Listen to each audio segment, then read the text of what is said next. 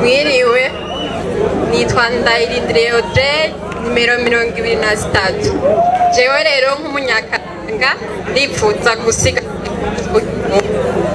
mu gusigasira naho sikundi.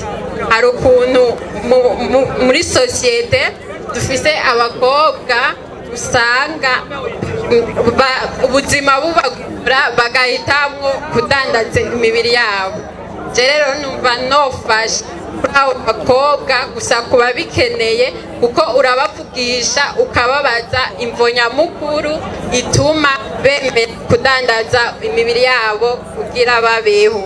Benshi barakubwira ko atayindishwa ari ubukene bubibatuma.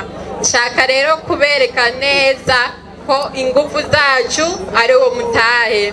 Rero numva no bicisha muri atelier de couture bose nkabahamagara bakaza bakiga gushona impuzu zitandukanye, mbese twokora n'amakotex tukayadandaza ku biciro biri hasi kugira umwigeme wese ahari ashobore kubironka.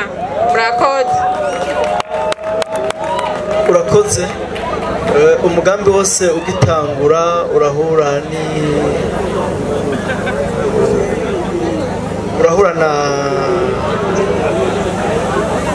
n'ingorane ku buryo utaguma utera imbere uko wabitekanije, kuvuga rentabilité mu inyungu ikaza buke buke.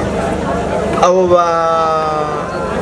bashiki bacu niyo babakura mwako kazi barabakora bagashika iwawe bagasanga naho nyene nta nyungu irimwo kubera atere yinjiza buke buke kubera bataramenyera gushona ngo abantu bahurumbire.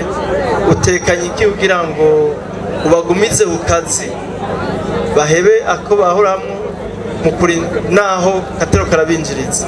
Wewe uzobikora gute kugira ngo ubagumane kugira bahebe umugaba tateriteka mwigeme barwa? Icyambere zobanza kubahimiriza cyane, ndabereke yuko naho atuba inyungu y'umurengera ibyo barimwo ari gutesha umuco akaranga. Nkaca nokorana n'abakinyi ba Ninde ibimenyesha makuru bakabereka neza yuko umuco bariko barawuta batukisha igihugu cyacu, inyungu zikaza mu nyuma. Murakoze.